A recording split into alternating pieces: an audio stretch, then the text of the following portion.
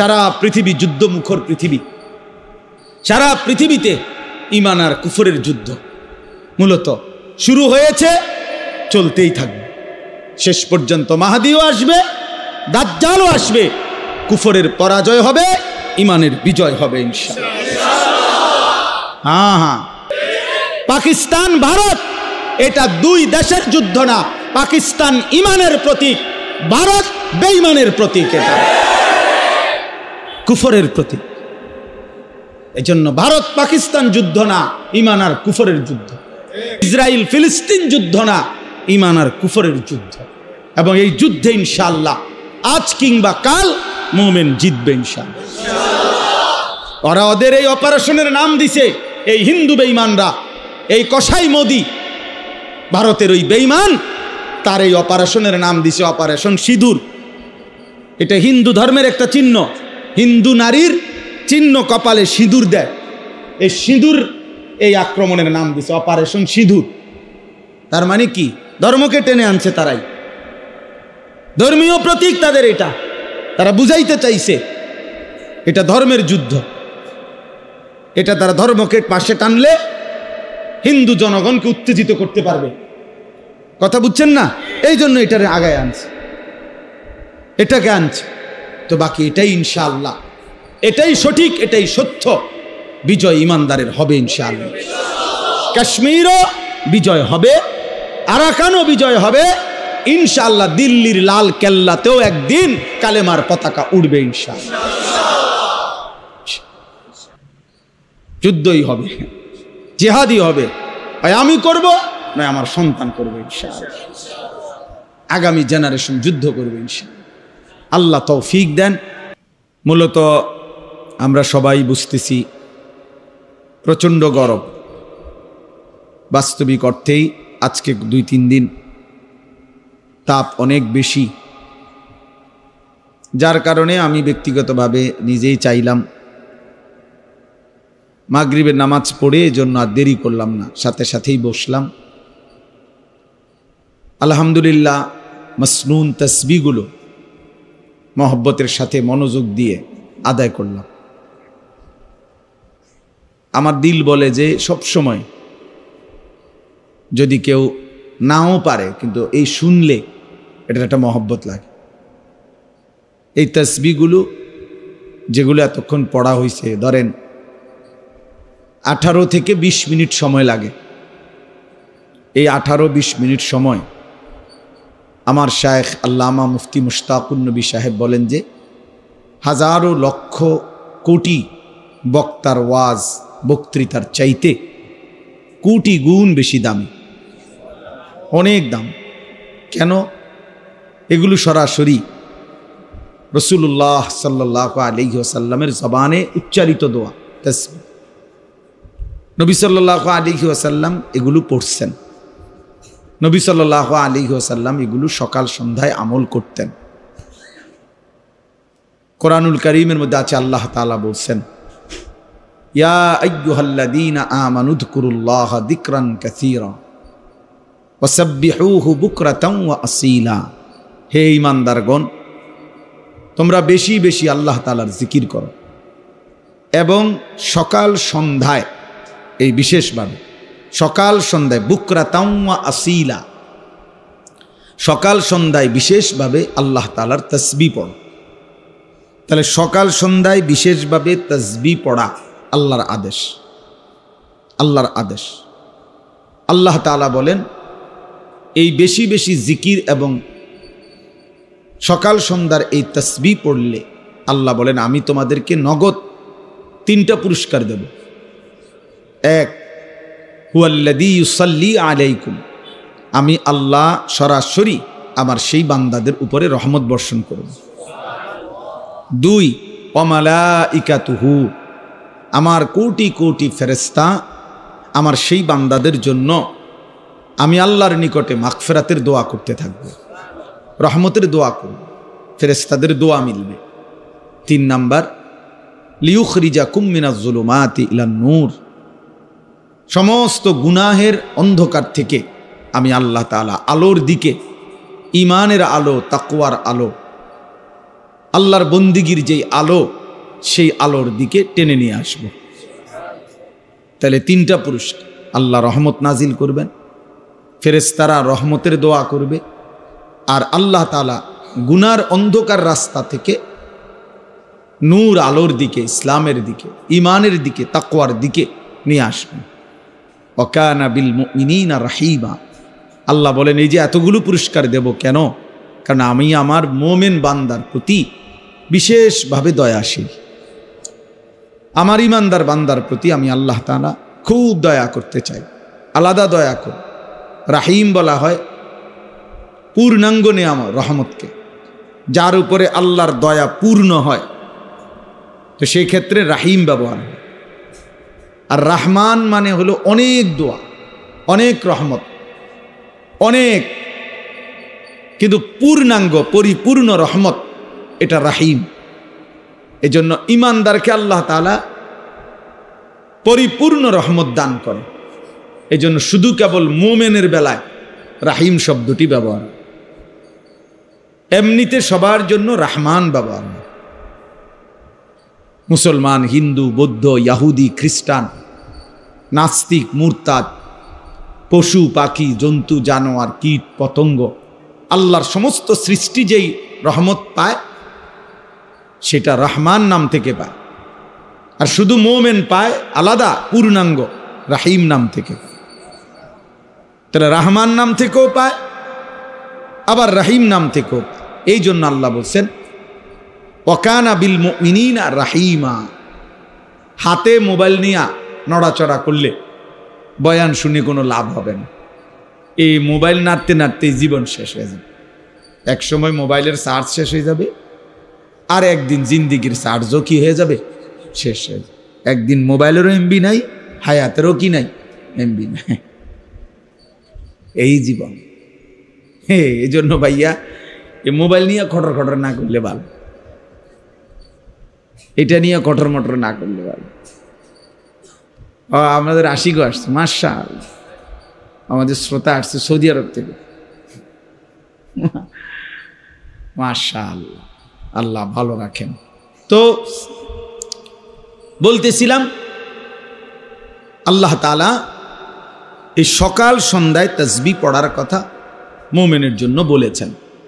আর এই তাসবিহগুলো কি, নবী সাল্লাল্লাহু আলাইহি ওয়াসাল্লাম সেটা সরাসরি আমল করে দেখিয়েছেন, যেটা আমরা পড়লাম।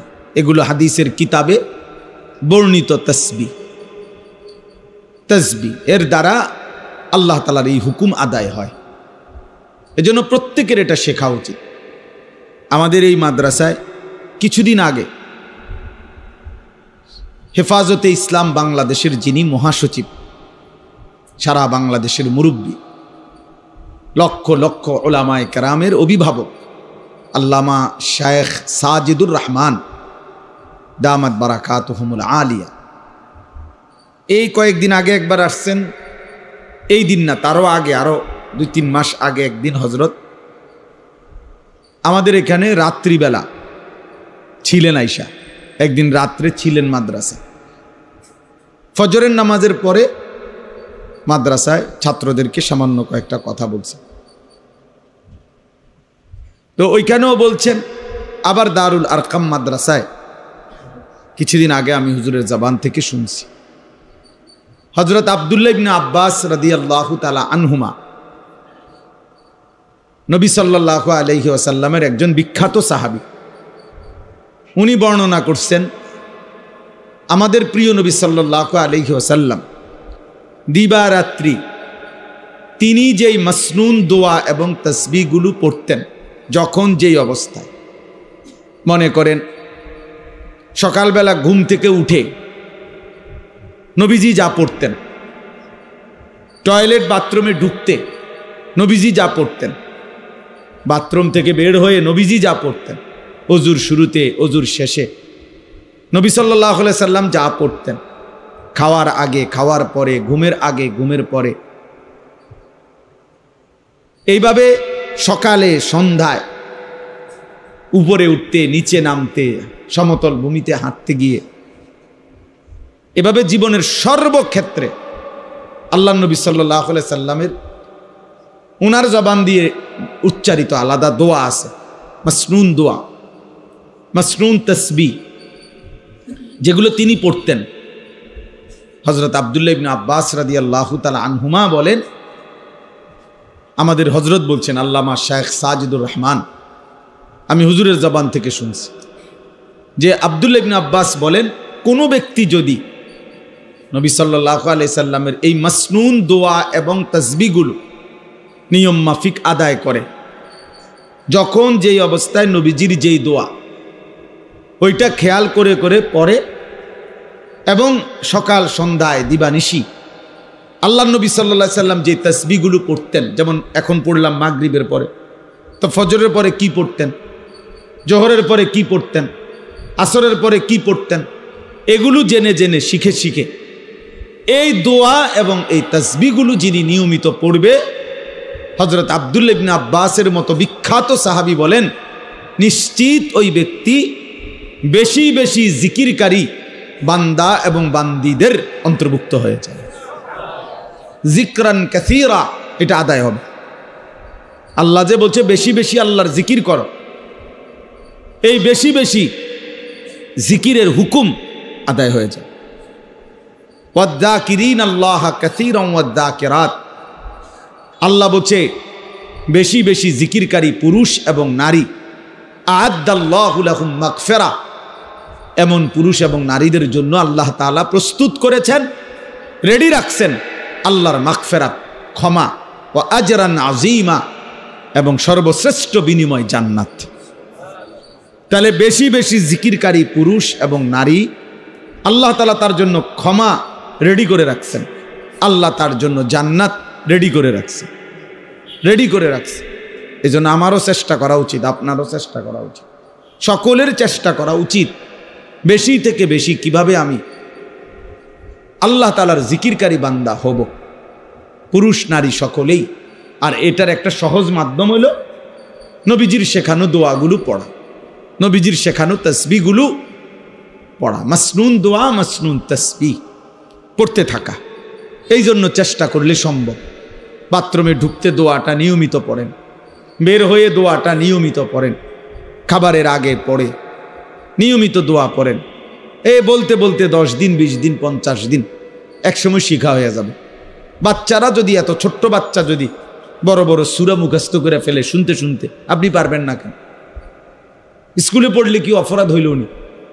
কলেজে পড়লে কি অন্যায় হইল কি না? যে আর পারবে না? অবশ্যই পারবে। মূলত তার পড়ার কোনো মানসিকতাই নেই, শেখার কোনো মানসিকতাই নেই। মানসিকতা যদি থাকে তো জেনারেল লাইনেরও, ইংরেজি শিক্ষিত মানুষ অথবা একেবারে মূর্খ মানুষের পক্ষেও দোয়া কালাম শেখা সম্ভব। আমাদের ডাক্তার মিজান ভাই, ডাক্তার মানুষ, উনি, আমি দেখলাম যে উনি সব দোয়া পান, সব তাসবিহ পান। তো বেটা কেমনি শিখলো? উনি শিখলেন কেমনি? উনি তো একবারে পুরা কোরআন শরীফের আয়াত হাদিস আরবি আরবি বলে বলে বয়ান করে, দাওয়াত ও তাবলীগের সাথী আমাদের। তাইলে উনি বলে কেমনি? আরো অনেক দেখছি আলহামদুলিল্লাহ, ফিকির থাকলে সম্ভব। এই জন্য আমরা সবাই মিলে মাসনুন দোয়া, মাসনুন তাসবিহ, মানে আমাদের নবী সাল্লাল্লাহু আলাইহি সাল্লাম থেকে যেগুলো উচ্চারিত এগুলো পড়ার চেষ্টা করবেন, বলেন ইনশাআল্লাহ। আমাদের খুলনার হজরত, আমার মুরব্বী, আমার শায়েখেরও মুরব্বী, বাংলাদেশের অন্যতম একজন বুজুর্গ আরিফ বিল্লাহ হজরত মাওলানা মুফতি নুরুল আমিন সাহেব দামাত বারাকাতুহুমুল আলিয়া হজরত, এবং আমার শায়েখ আল্লামা মুফতি মুশতাকুন নবী কাসিম, দুইজনই এই মুহূর্তে হজে আছেন আলহামদুলিল্লাহ, আল্লাহর ঘরে আছেন। তো খুলনার হজরত বলেন যে রাসূলুল্লাহ সাল্লাল্লাহু আলাইহি সাল্লামের ভালোবাসা, মহব্বত, নবীজির মহব্বত বাড়াইবার একটি কার্যকর মাধ্যম হলো মাসনুন দোয়া এবং তাসবিহ পড়া। আমরা এটা হজরতের জবান থেকে শুনছি বারবার। যে ব্যক্তি নিয়মিত আল্লাহ নবী সাল্লাল্লাহু আলাইহি ওয়াসাল্লাম যখন যেই অবস্থায় যেই দোয়া পড়তেন, এই দোয়াগুলো পড়বে, মুখস্থ করবে, এবং নবী সাল্লাল্লাহু আলাইহি সাল্লাম দিবানিশি যেই তাসবিহগুলো পড়তেন এগুলো যে পড়বে, হজরত বলেন নিশ্চিত রাসূলুল্লাহ সাল্লাল্লাহু আলাইহি সাল্লামের ভালোবাসা মহব্বত তার বেড়ে যাবে, বেড়ে যাবে। নবী সাল্লাল্লাহু আলাইহি সাল্লামের ভালোবাসার দাবি এটা, মহব্বতের দাবি এটা। ভালোবাসার মানুষ যে কথাগুলো বলছেন, প্রিয়জন যে কথাগুলো বলছেন, সেই কথাগুলো শিখতে চেষ্টা কর। আমরা আল্লাহর নবী সাল্লাল্লাহু আলাইহি সাল্লামকে ভালোবাসি, অথচ 10টা দোয়া নবীজির শেখা, পড়ানো, শেখানো বলতে পারি না। এটা আফসোস ছাড়া আর কিছু না। এটা এক ধরনের অবহেলা ছাড়া, এক ধরনের গাফলতি ছাড়া আর কিছুই হইতে পারে না। এই জন্য প্রিয় ভাই, মাদ্রাসা স্কুল নিয়ে কথা না, সাধারণ মানুষ আর আলেম এটা কোনো বক্তব্য না। মূল বিষয় হলো আপনি শিখবেন কিনা। আপনি যদি মনে করেন আমাকে শিখতেই হবে, আমাকে পারতেই হবে, আমার রাসূলের ভালোবাসার প্রমাণ দিতেই হবে, তাইলে সম্ভব। আল্লাহ তাআলা আমাদেরকে বুঝ দান করেন, তৌফিক দান করেন, আল্লাহ তাআলা আমাদেরকে কবুল করে নেন। আমি আপনাদের সামনে কোরআনুল কারীমের 6 নম্বর পারা, কোরআনুল কারীমের 5 নম্বর সূরা, সূরাটার নাম সূরায়ে মায়েদা। এই সূরার 27, 28, 29 এই 3টি আয়াত তেলাওয়াত করেছে। ইনশাআল্লাহ এই 3টি আয়াতকে সামনে রেখে আমাদের সামনে গুরুত্বপূর্ণ যে ইবাদত কুরবানি, এই সম্পর্কিত সামান্য কিছু কথা এবং তার সাথে প্রাসঙ্গিক কিছু কথা আমরা আরজ করতে চাই। আল্লাহ তাআলা আমাদেরকে তৌফিক দান করেন। মহান আল্লাহ পাক রব্বুল আলামিন কোরআনুল কারীমের মধ্যে বহু জায়গায় হজ এবং কুরবানি সম্পর্কে আলোচনা করেছেন। তন্মধ্যে এটা একটা জায়গা। কোরআনুল কারীমের মধ্যে একটা পূর্ণাঙ্গ সূরা আছে, কোরআনুল কারীমের 22 নম্বর সূরা, 17 নম্বর পারা। এই সূরাটার নামই হচ্ছে সূরায়ে হজ। হজ্জের উপরে আল্লাহ তাআলা ওই সূরাতে দিক ওদের খটর মটরের দিকে আপনারা চাইেন না, আপনি আমার দিকে তাকান, ওইটা এটা খটর মটর করবে, একটা হে করুক, তো কেউ মনোযোগী হয়েন না। ভাই আমি এটা পছন্দ করি না, আমি ব্যক্তিগতভাবে এই সদবদ পছন্দ করি না। আমার কত হলো মনোযোগ দিয়ে শুনতে, আর নাহলে হেউ চলে যাক, আমার কোনো সমস্যা নেই, উঠে যাক। কারণ আমি তো কোনো ভোটে দাঁড়াইছি না যে আমার অনেক জনসমর্থন দরকার, ওই জনসমর্থন দিয়ে কেউ মুখে, আমার কোনো ইচ্ছাও নাই ভোটে দাঁড়ানো না, ভবিষ্যতের দরকার নেই। আমার ভবিষ্যতের আরও আলহামদুলিল্লাহ উপযুক্ত বহুত লোক আছে, উনারা ভোটে দাঁড়াক, সুবিধা কি? সব কাম আমি করতে হইব, এত জরুরি কি? তাইলে এই জন্য বললাম মনোযোগ দিলে ভালো, আল্লাহর কথা দিল দিয়ে শুনলে আমারও লাভ, আপনারও লাভ। কোনো এক শব্দ কারো দিলে লাগে, কোনো এক কথা কারো দিলে লাগে, দিলে লাগে। আমি বলছি না, আমি একবার উমরার সফরে আল্লাহর ঘরের কাছে মক্কা শরীফ, তো এক লোক আমারে দৌড়ায় আইসা বাংলাদেশি জড়ায়া ধরছে, দৌড়া বলতেছে, হুজুর আমি আপনার এক কথার কারণে আমি আল্লাহর ঘরে আসছি এবছর। আমি কি কথা? আমি ওয়াজে শুনছি আপনি বলছেন যেই চোখ কাবার কালো গিলাফ দেখে নাই, মদিনার সবুজ গম্বুজ দেখে নাই, সেই চোখ যেন কিছুই দেখে নাই। সেই চোখ আর দেখলো কি? আমি এটা আসলেও বলি, সবসময় বলি, আমার কাছে এটা খুব মনে হয়, বেটা তুমি কাবাই দেখলা না, বেটা তুমি দেখলাটা কি? তুমি মদিনাই দেখলা না, তুমি দেখলাটা কি? বইয়া বইয়া ডোলন আর গজল গাউন, হ্যাঁ বুঝেন না কথা? আর যাওয়া ভিন্ন বিষয়, ভিন্ন বিষয়। কোরআনুল কারীম আল্লাহ তাআলা স্পষ্ট আছে, আশ্চর্য আয়াত। খুদ আল্লাহ তাআলা বলছে সূরা হজ্জের মধ্যে আছে, আল্লাহকে যদি কেউ প্রশ্ন করে, মাওলা এই যে আপনার বান্দারা হজে যায়, ফায়দা কি, লাভ কি? নামাজ আপনি যার যার জাগাত করাইতেছেন, রোজা যার যার জাগাত থেকে পালন করলেই হয়ে যায়, যাকাত পৃথিবীর যে কোনো প্রান্তে যার যার এলাকার থেকে আদায় করলেই হয়ে যায়, জিকির, তেলাওয়াত, দান, সাদাকা। কিন্তু একমাত্র ইবাদত হজ, এইটার জন্য আপনি পৃথিবীর শেষ প্রান্ত থেকে ওয়া আলা কুল্লি দামিরিন ইয়াতিনা মিন কুল্লি ফাজ্জিন আমিক। আল্লাহ বলছে পৃথিবীর শেষ প্রান্ত থেকে আমার বান্দা এত দূর থেকেও হজে আসবে যেখান থেকে আসতে আসতে তার বাহন দুর্বল হয়ে যাবে। মানুষ না, মানুষ তো দুর্বল আগেই হয়ে গেছে, বাহনও কি হয়ে গেছে দুর্বল। আমি এই সময়ে ব্যাখ্যা করি আর কি, যে এত দূর থেকে আসবে যে মাঝখান দিয়ে ট্রানজিট নিয়ে ফুয়েল না নিলে, তেল না নিলে আরেকবার যাইয়া ফুসতে পারবে না। মাঝখান দিয়ে কোনো দেশে কি করতে হবে, ট্রানজিট দিতেই হবে। এত লম্বা দূরত্ব থেকেও কি আসে, মক্কায় আসে, যে এক ফ্লাইটে কি সম্ভব না, সম্ভব না। তার মানে বাহন কি হয়ে গেছে, দুর্বল হয়ে গেছে, বাহনের তেল শেষ, থামতে হবে তাকে। এত দূর থেকে আল্লাহ তাআলা তার বান্দাদেরকে কেন টেনে আনলেন, কেন নিচ্ছেন? তো আল্লাহ তাআলাকে যদি কেউ জিজ্ঞেস করে যে রব্বুল আলামিন কেন আপনার বান্দাদেরকে আপনি এত দূর নিয়ে গেলেন, কেন এত হজ্জে আনলেন, কেন কাবার কাছে? তো আল্লাহ বলেন সব কিছু মুখে বলা যায় না। লিয়াশহাদু মানাফিআ লাহুম, ও নিজে এসে দেখে যাক। লিয়াশহাদু অর্থ এটা, ওরে আসতে বলো, ওরে আসতে বলো, ও এসে দেখে যাক, ও এসে দেখে যাক। হ্যাঁ, লিয়াশহাদু, সে যেন দেখে যায়, সে যেন আইসা দেখে। মানাফিআ লাহুম, তাদের জন্য আমি আল্লাহ কি পরিমাণ উপকারিতা, কি পরিমাণ ফায়দা, কি পরিমাণ আমি রেখেছি, ও আসে দেখো।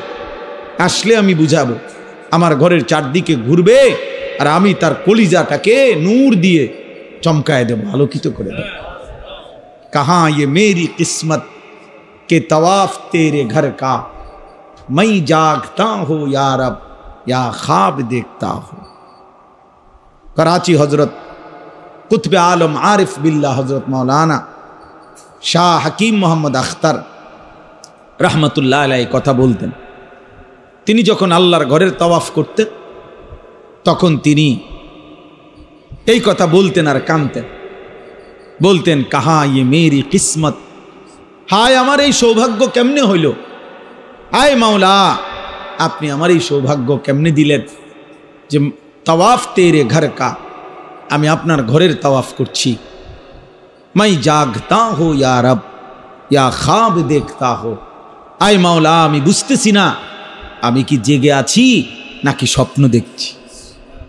मैं जागता हूँ या रब या ख्वाब देखता हो, ख्वाब মানে কি, জেগে আছি না স্বপ্ন দেখছি। আর শেখ তোমার বাপেরে নিবা কোন দিন কও, বলো। জিন্দিগির প্রথম টার্গেট করো, বাড়ির দরকার নাই, বিল্ডিংয়ের দরকার নাই, জমি কেনারও দরকার নেই। জীবনের বড় খেদমত হবে বাপকে আল্লাহর ঘর দেখাও, আল্লাহর ঘরে নাও, মালিকের ঘর ঘুরুক, বহুত বড় খেদমত হবে, বহুত বড় খেদমত। আল্লাহ তৌফিক দান করেন। মানে আমার এই বাড়িওয়ালা যিনি আবু বকর ভাই, যে আমার পুরা বাড়ি আজকে 10 বছর যাবত যার বাড়িতে আমাদের এই মাদ্রাসা, আলহামদুলিল্লাহ। তো বলতেছিলাম যে লিয়াশহাদু মানাফিআ লাহুম, আল্লাহ বলছে ও নিজে আইসা দেখুক উপকার, ও আসলেই বুঝবে সাফা মারওয়া সাই করলে কি হয়, মিনার তাবুতে কি হয়, আরাফাতের ময়দানে দিলের হালাত কি হয়, মুজদালিফার রাত গভীরে অন্ধকার রাতে দিলের অবস্থা কি হয়। তো সে আসলেই বুঝবে, আমি আসলেই বুঝাবো। আল্লাহ আমাদের প্রত্যেককে তৌফিক দান করেন, প্রত্যেককে আল্লাহ কবুল করেন। তাহলে ওই বলতেছিলাম যে কথার জন্য, যে মনোযোগ দিলে কোনো এক লাইন, কোনো এক শব্দ আল্লাহ তাআলা হয়তো দিলে লাগায় দেয়, দিলে লাগায় দেয়, দিলে লাগায়। এই জন্য আমরা প্রত্যেকেই, শুধু আমার বয়ান না, সমস্ত বয়ান, জুমার বয়ান, উলামায়ে কেরামের সব নসিহত দিল দিয়ে শোনা উচিত, মনোযোগ দিয়ে শোনা উচিত। মামুন ওই যে ওই মোবাইল ছেলেটার একটা বালিশ এনে দাও, বেচারা ওয়ালের ওই বাইরে বালিশ দেওয়া একটা কষ্ট করে, উনি শুইবে, অর্ধেক শুইয়া লাইছে উনি মোবাইল ছবি উঠাইতে উঠাইতে। বাকিটা বালিশ দিলে বাকি শুয়ে যাবে ইনশাআল্লাহ। আল্লাহ শোয়ার তৌফিক দান করেন। তো আমি দেখি দোস্ত, আমি বড় বেজাল্লা মানুষ, আজকের বেজাল্লা না। হ্যাঁ, আপনি বইয়ে বইয়ে মস্কারি করবেন এনে, আমি মস্কারি পছন্দ করি না।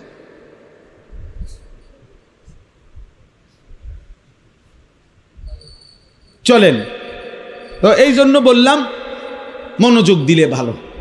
যাই হোক, তো কোরআনুল কারীমের মধ্যে আল্লাহ তাআলা সূরা হজ, ওই সূরার মধ্যে হজ্জের কথাও আছে, কোরবানির কথাও আছে।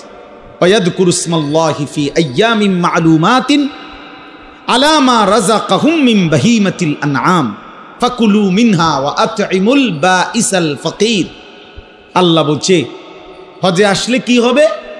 এক নম্বরে ও আইসাই উপকারিতা দেখবে, আর 2 নাম্বার নির্ধারিত 3 দিন 10, 11, 12 জিলহজ আমি আল্লাহর স্মরণ করে আমার নাম নিয়ে হালাল যেই চতুষ্পদ প্রাণী জবাই করবে, কোরবানি করবে, আর ওই সময় যে আমি আল্লাহর নাম নেবে, ওই জিকির করবে, আমার নাম নিবে, এ আমি আল্লাহ আমার নামের তৌফিক, আমার জিকির, আমার স্মরণ আমার বান্দার মাধ্যমে, কোরবানির মাধ্যমে জিন্দা করব। এই জন্য আমি আমার ঘরে আসতে বলেছি।